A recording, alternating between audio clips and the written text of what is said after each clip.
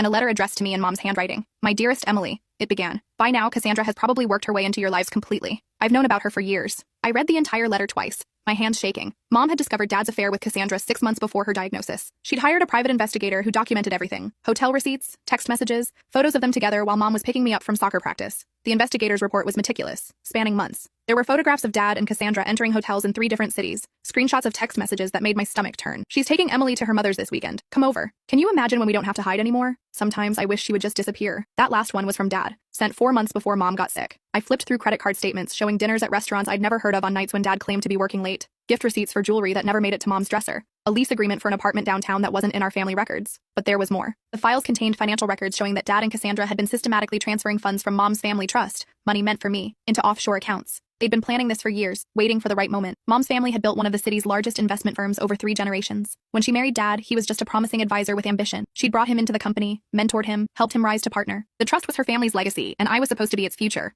I found detailed spreadsheets tracking millions diverted through shell companies, fake client accounts, and manipulated investments. The money moved through a dozen countries before disappearing into numbered accounts. Dad's signature appeared on every critical document, Cassandra's on most. The worst part? Medical records suggesting Mom's unexpected decline might not have been so unexpected. Strange test results. Unusual prescriptions. Toxicology reports she'd commissioned privately when she became suspicious. "I started feeling wrong after our anniversary dinner," Mom wrote. "Just tired at first, then increasingly ill. The doctors couldn't explain my symptoms. When I began keeping track, I noticed I only felt this way after meals that Thomas prepared specially for me. There were lab reports analyzing hair samples showing elevated levels of heavy metals consistent with long-term poisoning. Results from tests on food samples from our home. Notes from consultations with 3 different medical specialists who all noted the unusual progression of her symptoms. I can't prove anything," Mom wrote, "and by the time you read this, it won't matter for me. But I couldn't leave you unprotected." The final page of her letter detailed her counterplan. A second, secret trust she'd established in my name. The house and business I thought Dad controlled. Technically mine when I turned 18. Mom had changed her will 2 weeks before she died, working with lawyers Dad didn't know existed. "I've made sure that what's rightfully yours remains yours," she wrote. "The trustees will contact you on your 18th birthday automatically,